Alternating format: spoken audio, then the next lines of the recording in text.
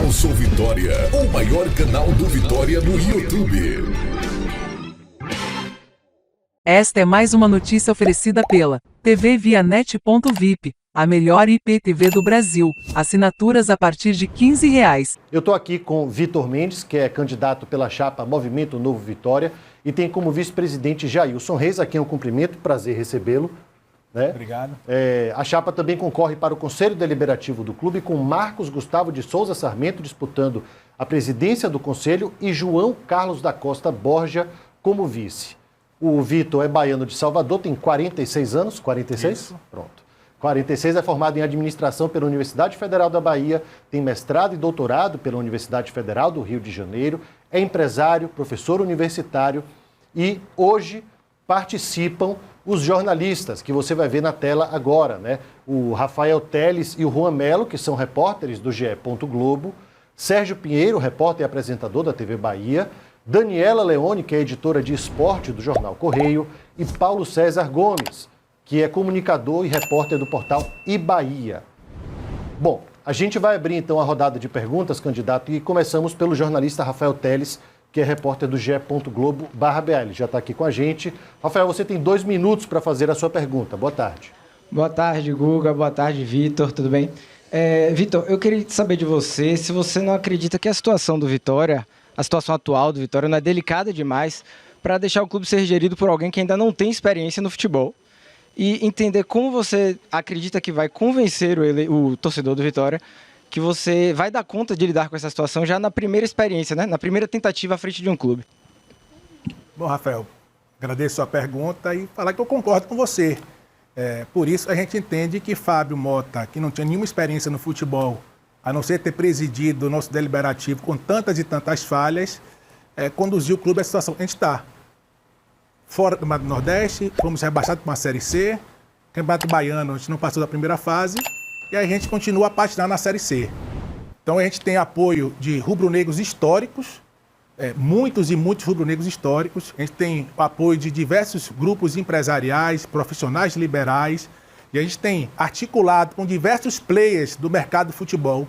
A gente tem dialogado muito com a indústria do futebol para que a gente possa assumir o clube tão logo sejamos eleitos. Temos esse desafio agora de subir para a Série B. Isso é uma obrigação, né? O time no ano passado estava na Série B, precisava voltar para a Série A. E, infelizmente, as opções que foram feitas conduziram o clube para essa situação. Então, a gente precisa colocar muita clareza e, de fato, o clube não suporta mais a aventura. E eu acho que essa pergunta, e muitas vezes é feita, né? Talvez sua pergunta também pudesse ser feita dessa forma, né? Se o clube suporta, se o clube aguenta a aventura. E a gente está vivendo uma grande aventura. A gente pega essa gestão de transição, ela não planejou nada. Então o clube continua de lado, você não vê base sócio subindo, você não vê o melhor relacionamento com os torcedores, você não vê avançar em streaming, você não vê soluções de marketing sendo colocadas à disposição do torcedor, você não vê aumento de licenciamento de produtos e a gente continua a observar de forma lamentável erros profundos no nosso futebol, do departamento de futebol. 40 contratações, 4 técnicos numa temporada, então a instituição não suporta isso. Então a gente precisa partir para um novo Vitória com muita responsabilidade, com apoio de rubro-negros históricos e pessoas que estão no mercado nos ajudando. Bom, no seu plano de governo, o senhor ainda tem um tempo, tem mais 2 minutos, você fala em gestão moderna, né, incluir uma forte governança e inovação. Que tipo de inovação poderia ser feita? Que tipo de gestão moderna o senhor pensa para o Vitória? Bom, a gente tem falado, Castellucci, que a gestão do nosso clube ela tem um tripé. Esse tripé, ele envolve tanto o futebol, tanto a relação com sócio e marketing e quanto a gestão. Então, você pega o futebol e, nesse momento agora, vou aproveitar para falar apenas sobre futebol, você vê que a nossa base ela precisa ser completamente reformulada. Os nossos meninos precisam começar, desde as primeiras categorias, ter um monitoramento com GPS. É uma tecnologia que está à disposição aí, o nosso clube não tem utilizado. Né? A gente que tem uma tradição de lançar tantos e tantos atletas, a gente vê que a gente não só não está caminhando para o novo, para a inovação, mas a gente está atrasado naquilo que já deveria ter sido incorporado. Então, vamos pegar a nossa base, vamos incorporar intercâmbio de atletas e profissionais também, para ter essa sempre inspiração do futebol europeu, que hoje é referência no futebol mundial, notadamente aqui por uma questão cultural, linguística, com Portugal e com Espanha. A gente espalhar escolinhas de futebol pelo Brasil, 80 escolinhas de futebol, Com isso, a gente vai conseguir oxigenar o nosso clube, trazer boas práticas no futebol, na gestão e na relação com o sócio. E em relação à própria gestão, só para a gente arrematar o que resta do seu tempo, essa questão da inovação envolve algum outro tipo de implementação? Você veja o seguinte, Castelo, tem uma ESG, né, que é uma sigla, o nosso torcedor já passou a ficar habituado, né, que é uma discussão sobre as questões ambientais, sociais e de governança. E você verifica o seguinte, o nosso clube, com 123 anos, com vantagens comparativas dadas sobre a questão ambiental, porque transformamos toda uma região da cidade, um aspecto social importante pela nossa base, pelos esportes olímpicos, a gente vê que nós deixamos de avançar nessas questões que, no fundo e no final, favorecem o ingresso de aportes através de fundos de investimento. Maravilha, muito obrigado. A gente vai agora para a nossa segunda pergunta, que vai ser feita pela nossa colega Daniela Leone, editora de esportes do Jornal Correio. Já está aqui com a gente na tela. Dani, bem-vinda. Você tem 2 minutos também para formular sua pergunta para o candidato Vitor Mendes. Boa tarde, Gustavo, Vitor, a todos que nos acompanham. Vitor, de 2014 para cá, nenhum presidente eleito do Vitória conseguiu terminar o mandato. Isso gerou instabilidade e abalou a credibilidade do clube no mercado. O que você vai fazer para que investidores, patrocinadores confiem que você vai conseguir concretizar os projetos e se manter no cargo durante os 3 anos? Bom, Daniela, essa pergunta é importante a gente colocar aqui, porque a gente agradeço a sua pergunta e você verifica o seguinte, a força da nossa instituição, a repercussão que a nossa instituição tem em toda a sociedade. E não há outra forma hoje no mundo contemporâneo, no mundo empresarial contemporâneo, que não seja ter as relações transparentes. As relações precisam ser transparentes, verdadeiras, ter correção, as informações precisam ser precisas e corretas. Eu vou pegar um exemplo agora, a gestão atual tem noticiado em larga escala que tem 8 milhões de reais de patrocínio no clube.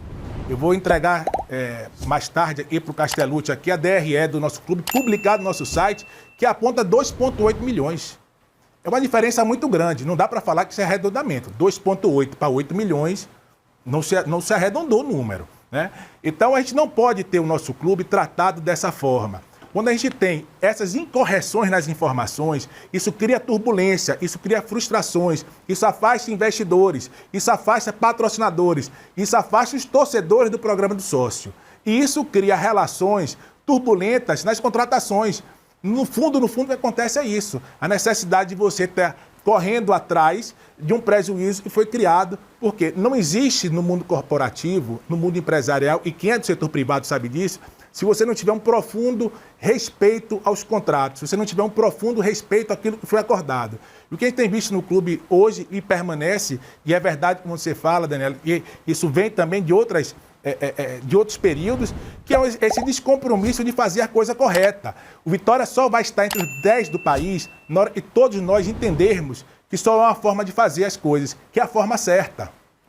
Bom, a gente ainda tem mais cerca de 2 minutos. Eu vou colocar um questionamento aqui, porque o Vitória fechou 2021 com um prejuízo de 42 milhões, né, mesmo conseguindo potencializar na Série C alguns recursos, algumas finanças. Como você pretende driblar essa questão, resolver, no caso, essa questão da dívida a curto prazo do clube? Bom, a questão da dívida de curto prazo do clube, ela é agravada por erros primários. Tem a situação do David agora, que foi vendido para a Ucrânia, que a gente conseguiu a façanha de vender o atleta e não recebeu dinheiro. Então você imagine, torcedor, você tem um comércio, você vende a sua mercadoria, você entrega a sua mercadoria e você não recebe o dinheiro, e como isso não compromete seu fluxo de caixa. Então esse é um exemplo, poderia dar outros exemplos aqui. Então a questão financeira do clube passa primeiro para a gente começar a fazer as coisas certas. E a gente não tem feito as coisas certas no nosso clube. Então eu tenho colocado sempre o seguinte, são 3 movimentos que a gente deve percorrer. O primeiro movimento é ter o clube organizado, ter o clube transparente, com uma forte governança. O segundo movimento, de forma orgânica, trazendo sócios, tendo uma relação muito profissional com o marketing, gerando receita, valorizando o nosso estádio. A gente precisa monetizar todo o nosso barradão. São 300 mil metros quadrados que a gente tem para poder monetizar. E, por fim, a gente tem esse segundo movimento, eu chamo de movimento orgânico, né, que é usar a força da nossa torcida, da nossa marca, do nosso brand. E o terceiro movimento, e aí só é possível o terceiro movimento que vou colocar agora, se a gente conseguir realizar bem esses 2 primeiros movimentos, o terceiro movimento, vamos chamar de movimento exógeno ou de alavancagem, que é trazer fundos de investimento para o nosso clube. Mas quem trabalha com fundo de investimento sabe que fundo de investimento só entra se você tiver segurança jurídica. E o clube hoje não tem oferecido segurança jurídica. Então, com isso, a gente vai conseguir reorganizar o nosso clube, trazer rapidamente mais receita para o nosso clube. A gente vai fugir de qualquer perigo de transferimento que tem sido recorrente. E a gente vai, a partir daí, administrando esse passivo, especialmente de curto prazo, e aí a gente vai alongar a dívida e isso vai dar uma tranquilidade à nossa instituição. Ok, muito obrigado. A gente vai agora abrir a janela para o jornalista e comunicador aqui da Rede Bahia, Paulo César Gomes, repórter do site Bahia. Paulo, obrigado pela sua participação. Você também tem 2 minutos para fazer sua pergunta. Boa tarde, Gustavo, a todos pelo convite, amigos do Ibaía, amigos do GE e ao candidato Vitor Mendes. O Vitória sempre teve a divisão de base como um dos seus símbolos, uma das suas marcas principais, e que deu, inclusive, suporte e qualidade ao elenco profissional durante muito tempo, quando alcançou, inclusive, conquistas nacionais e internacionais. A gente observa nos últimos anos um declínio terrível da divisão de base.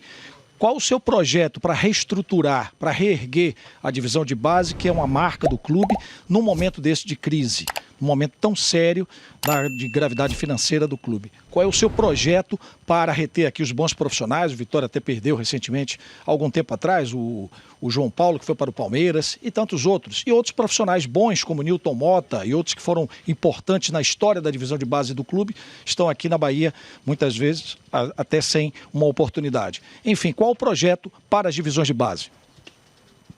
Bom, Paulo, agradecer a sua pergunta e dizer o seguinte: para a gente conseguir colocar a nossa divisão de base, a gente precisa reestruturar todo o processo.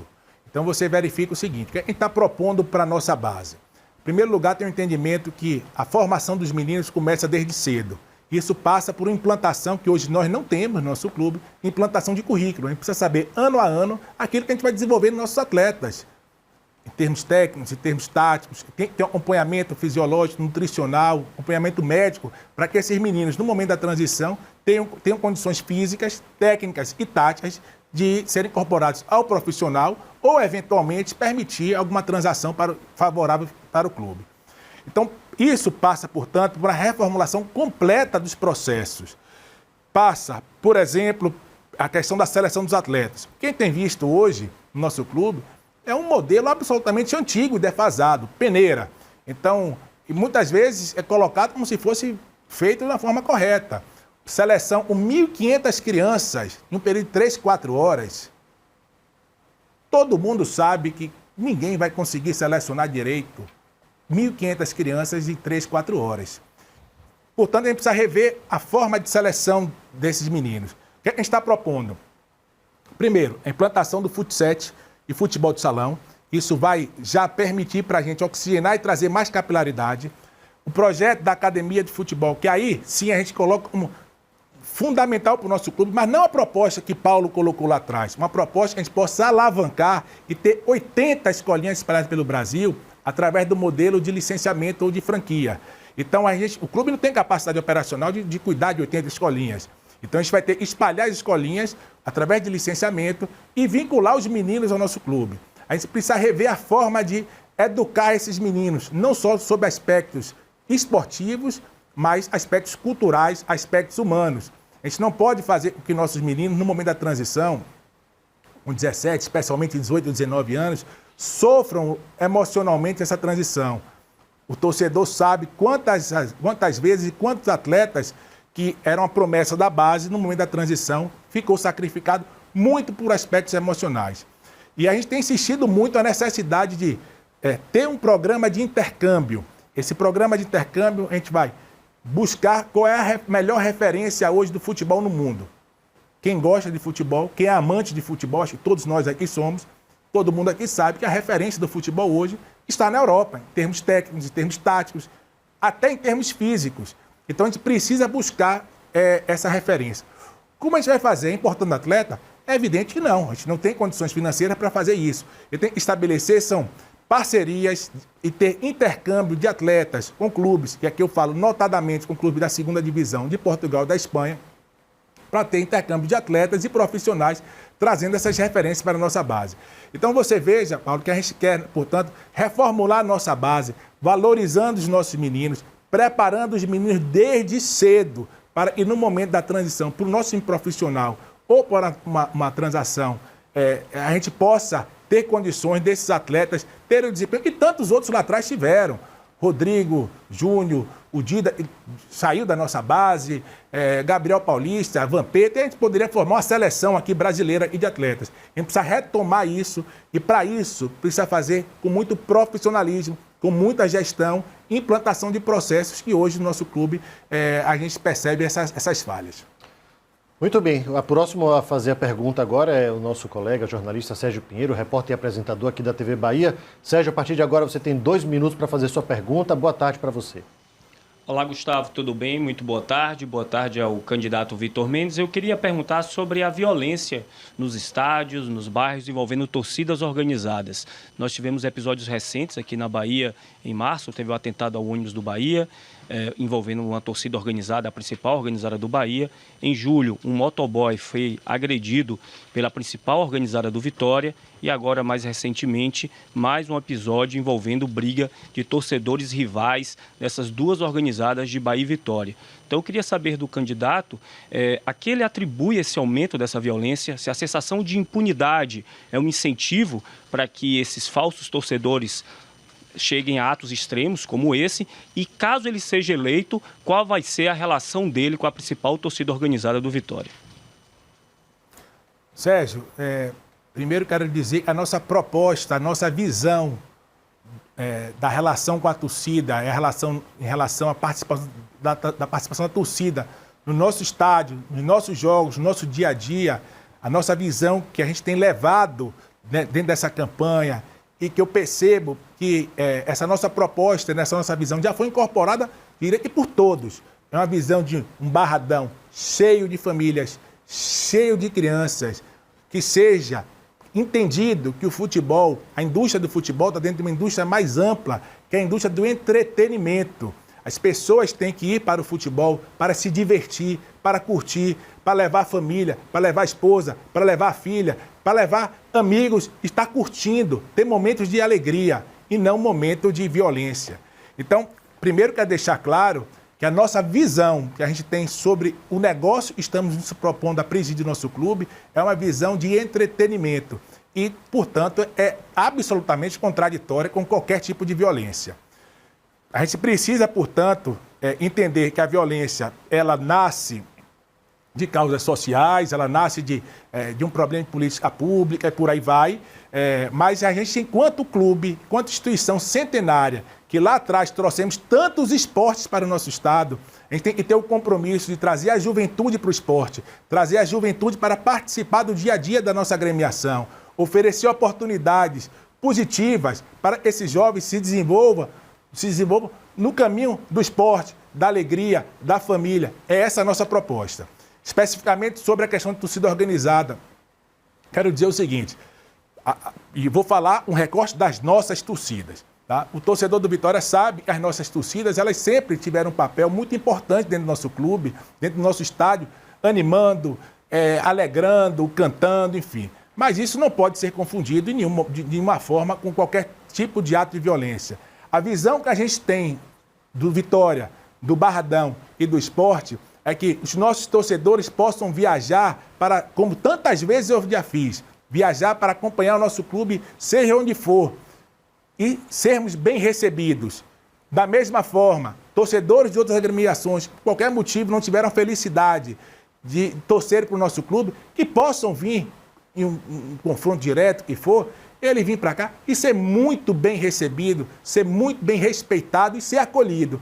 Então, portanto, quero colocar que a nossa visão do negócio de futebol é uma visão de respeito, de segurança, de hospitalidade. Não poderia também deixar de registrar aqui que o nosso clube tem falhado muito.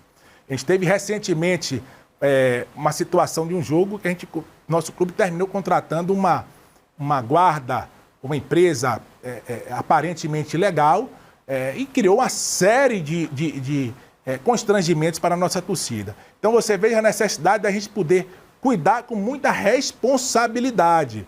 O torcedor ele tem que ter um cadastro, se for de torcida organizada, tem que ter um cadastro, ele tem que estar registrado, ele tem que ter conscientização, A nossa área de marketing, nosso departamento precisa estar muito, o departamento social do clube, muito próximo, orientando e auxiliando a gente ter esse ambiente de paz e esse ambiente de esporte. Muito bem, eu vou abrir então a última pergunta da série, que vai ser feita pelo Juan Melo, também, assim como o Rafael Teles, né, também repórter do ge.globo.br. Ele já está aqui na tela com a gente. Juan, a partir de agora você tem 2 minutos. Boa tarde para você. Boa tarde, Gustavo. Boa tarde, candidato. Eu queria, nesse momento, falar sobre contratações, né? Nos últimos 4 anos, o Vitória contratou 113 jogadores, o que dá uma média em torno de 28 atletas por temporada. É um número bastante alto. E para um clube que tem uma dívida que supera os 200 milhões, contratar tanto assim geralmente é muito oneroso e quase nunca dá resultado. Então, eu queria saber, candidato, o que o senhor pensa sobre essas contratações e a formação do plantel para a próxima temporada. Além disso, pretende manter o João Bussi como treinador da equipe, independentemente do que aconteça neste restante de temporada, nesse restante de Série C. Além dele, o diretor de futebol, o Edgar Montemor, também interessa continuar com ele no clube? Bom, primeiro colocar o seguinte, qualquer pessoa para trabalhar no Vitória, ela precisa ter entrega, ela precisa entregar resultados. Então vou começar pela parte do nosso técnico. É evidente que há muita confiança nossa que a gente possa subir campeão. E dentro desse cenário aí, o nosso técnico para 2023 é o João Bussi. Então esse é o cenário que a gente projeta. Em relação ao departamento de futebol, a gente precisa ter um planejamento anual. Teremos 3 anos de gestão, cada ano precisa ser planejado. O que a gente verificou foi que a gente passou 6 meses, de outubro até abril, mais ou menos isso, me perdoe se eu falei algum dia para lá ou para cá, mas a gente passou 6 meses ser um diretor de futebol. E você veja o custo que se colocou o nosso clube. Tanto de esportivo, que já colocamos aqui, mas também um custo financeiro alto, porque é verdade o número que você coloca. Quando a gente passa a ter essa política de contratações em larga escala, não faz nenhum sentido. A gente tem que entender o seguinte, esses atletas contratados, eles primeiro, uma quantidade excessiva de atletas vai criar algum tipo de insatisfação no elenco, vai criar desgastes, tem situações que precisam ser geridas e gera, ao final, um passivo para o clube. Porque a contratação errada é uma coisa que é óbvia, é lógica, mas às vezes as pessoas esquecem. Uma contratação errada, o clube tem que pagar. Se você faz um contrato com um jogador por 1 ano, mesmo que você rescinde o contrato, você tem a obrigação de pagar até o final o contrato desse atleta. Então você veja que eu diria o quanto pouco responsável é essa visão de se fazer essas contratações. E aí a gente tem que colocar com clareza que a gente tanto criticava no Conselho Deliberativo, tanto a gente criticava junto aos conselheiros essa política de contratação em escala equivocada da gestão anterior de Paulo, e o que a gente verificou nessa gestão de transição é que piorou. A gente sai de uma média de 20, 25 contratações por ano para 40. Então a gente conseguiu praticamente dobrar esse quadro negativo, né? As contratações do clube elas têm que ser feitas da seguinte maneira. Primeiro, a gente tem que observar, dentro do planejamento de futebol, quais são as nossas metas para 2023. Estaremos na B. Nossa meta vai ser subir para a Série A. Nossa meta é ganhar um Campeonato Baiano. Nossa meta é poder avançar na Copa do Brasil, participar da Copa do Nordeste, chegar pelo menos na semifinal. Então, nosso diretor de futebol, ele vai ter um orçamento, que é outra coisa também que vem sendo absolutamente respeitada, criando fortes prejuízos para a instituição. Nosso diretor de futebol, ele vai montar junto com a presidência do clube esse planejamento. E a gente, dentro de um orçamento responsável, a gente vai ter que ter muita eficiência nas contratações. Lembrando que a gente tem uma base e tem diversos atletas que podem ser aproveitados. Atleta sai daqui, pouco aproveitado, 6, 8 meses depois, está em final de Libertadores para outro clube. Então vocês vejam o seguinte, que a política de contratação nossa, ela, portanto, ela precisa não partir de um pressuposto terra arrasada. A gente tem que reconhecer que dentro do nosso elenco tem atletas e muitos atletas que podem e devem ser aproveitados para o próximo ano.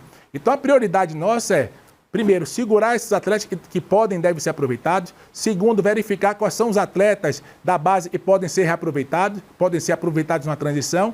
E, por fim, fazer contratações pontuais com muita responsabilidade. Muito bem, chegamos ao fim aqui da nossa sabatina com o Vitor Mendes, que é candidato pela chapa Movimento Novo Vitória, mas você ainda tem mais 1 minuto para falar diretamente com o torcedor rubro-negro, inclusive é uma câmera exclusiva para você falar o que você quiser para o torcedor rubro-negro que vai às urnas no sábado. Amigo torcedor, a gente está chegando nesse momento de eleição e é um momento da democracia do clube, uma jovem democracia. A gente tem se colocado como uma alternativa ao clube, uma alternativa absolutamente responsável, uma alternativa preparada, uma alternativa que se coloca à disposição da nossa instituição para poder assumir de forma imediata o nosso clube. Temos apoio de diversos rubro-negros históricos, mas também de uma juventude nova que chega cheio de sonhos para o nosso clube. Então quero trazer uma mensagem de otimismo, uma mensagem de alegria, uma mensagem de entusiasmo, uma mensagem de esperança, que nós temos, nós todos juntos, nossa torcida, que temos mostrado a força, temos conduzido o clube para um acesso, nós temos condição, com profissionalismo, com gestão, com olhar para o futebol, de poder cuidar do nosso clube. O nosso clube precisa de cuidado. Se gostou do nosso vídeo, não esqueça de deixar o seu like, isso é muito importante para dar continuidade ao nosso trabalho, e se torce para o Vitória. Está assistindo o nosso vídeo e não é inscrito? Inscreva-se para não perder nenhuma notícia do Leão da Barra. Não é inscrito? Então o que você está esperando? Inscreva-se em nosso canal agora mesmo e deixe o seu like para esse vídeo. Canal Sou Vitória, o maior canal do Vitória no YouTube.